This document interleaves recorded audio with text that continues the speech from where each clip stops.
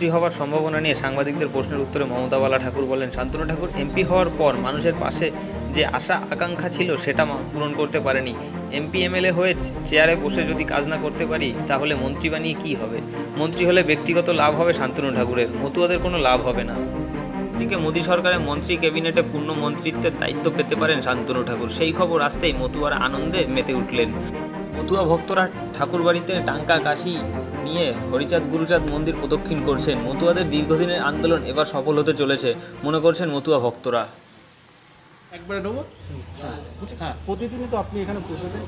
আমি প্রতিদিনই পূজা দেই, কিন্তু আজকের পূজায় ভক্তদের ভিতরে যে আবেগ উচ্ছ্বাস আমি দেখলাম সেটা বর্ণনাতীত। এবং আমরা ছিন্নমূল পূর্ববঙ্গ থেকে অবহেলিত, নির্যাতিত, নিষ্পেষিতভাবে এই দেশে এসেছিলাম। প্রমথ চাঁদ ঠাকুর যথেষ্ট চেষ্টা করেছিলেন, কাজ সমাপ্ত করতে পারিনি। বড় মাও চেষ্টা করেছিল, করতে পারিনি। আজকে আমাদের সবচেয়ে বড় পাওনা গুরুচাঁদ ঠাকুর, প্রমথ চাঁদ ঠাকুরের স্বপ্ন সফল, যে আজকে আমাদের ক্যাবিনেটে প্রধানমন্ত্রী আমাদের পরম পূজনীয় শান্তনু ঠাকুরকে পূর্ণমন্ত্রী দিচ্ছে। এবং এটা আমাদের সমস্ত পৃথিবীর মতুয়া সমাজের বড় পাওনা। এই পাওনাটা আমরা যেন একটু দেরিতে পেলাম, এই পাওনার জন্য আমরা খুব উচ্ছ্বাসিত, আনন্দিত। এবং এর উপরে আনন্দ আছে বলে আমার জানা নেই। আমি শ্রদ্ধেয় প্রধানমন্ত্রী এবং স্বরাষ্ট্রমন্ত্রীজিকে আমার সশ্রদ্ধ প্রণাম জানাই। এবং শান্তনু ঠাকুরকে যে দায়িত্ব দেওয়া হচ্ছে এটা ভারতবর্ষের প্রতিটা মানুষ পাবে, তথা সমগ্র পৃথিবীর মানুষ আজ মতুয়া জাগরণে জাগৃত হয়ে আজকে সবাই শান্তনু ঠাকুরের পদে মাথা নত করবে, তার সাথে হাত মিলাবে। বললেন এই খবর পাওয়ার পরে পুজোর সময় ঠাকুরকে কি বললেন? ঠাকুরকে বললাম, হে ঠাকুর, আজকে আমাদের জীবনের সবচেয়ে বড় পাওনা তুমি আমাদেরকে দিয়েছো বা দিচ্ছ।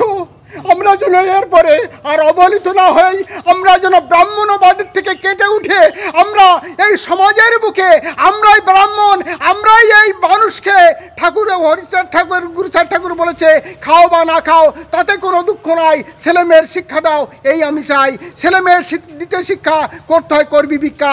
আজকে এই কথা আমাদের আর কোনো ভগবান, কোনো অবতার বলে নাই, শুধু ব্রাহ্মণরা আমাদের পদদলিত করে রেখেছে, সেইটা আমাদের গুরুচাঁদ ঠাকুর করেছে। সেই হাল আজকে শান্তনু ঠাকুর ধরেছে, এটাই আমাদের সবার পাওনা। এর উপরে পাওনা আমার এই মন্দির থেকে আজকে সবচেয়ে বড় পাওনা হলো আজকে তিনি পূর্ণমন্ত্রিত্ব পাচ্ছেন। আমার নাম হরিবর সরকার, আমি ঠাকুর কৃপা করে এই মন্দিরে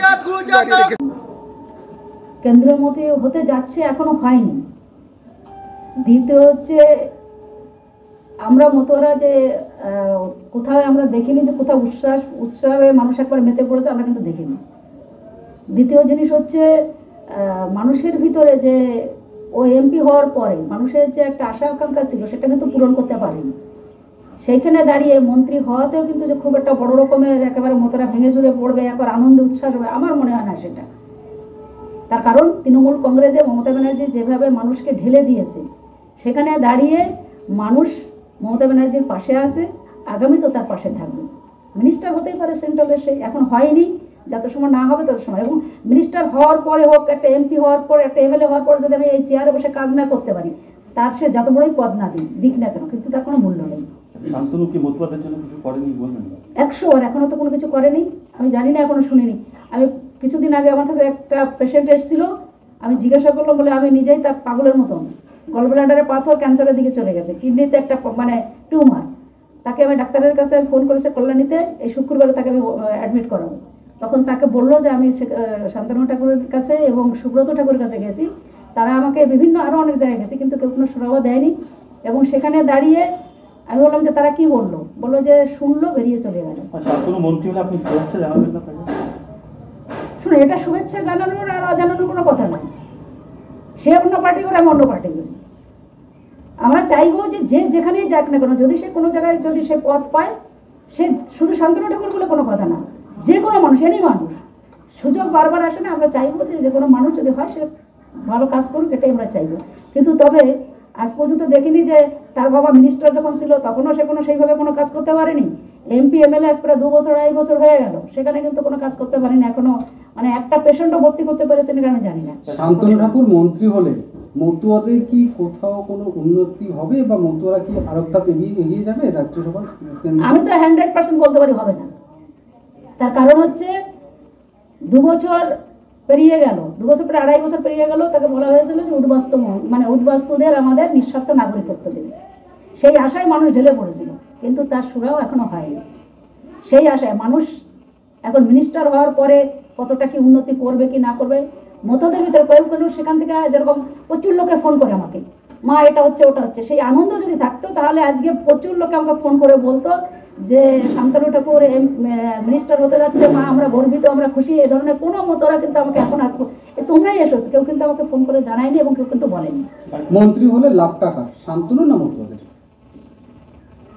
ব্যক্তিগত আমি মনে করি যে শান্তনু ঠাকুরের লাভ, মতদের কোনো লাভ বলে আমি মনে করি যে মতদের লাভ হবে। কী হবে, সেন্ট্রাল মিনিস্টার মোদি বা কী করেছে, 2 কোটি চাকরি দেবে, দেয়নি।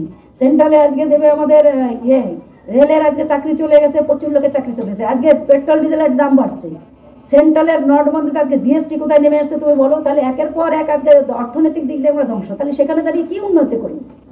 ঠিক ঠিক, থ্যাংক ইউ।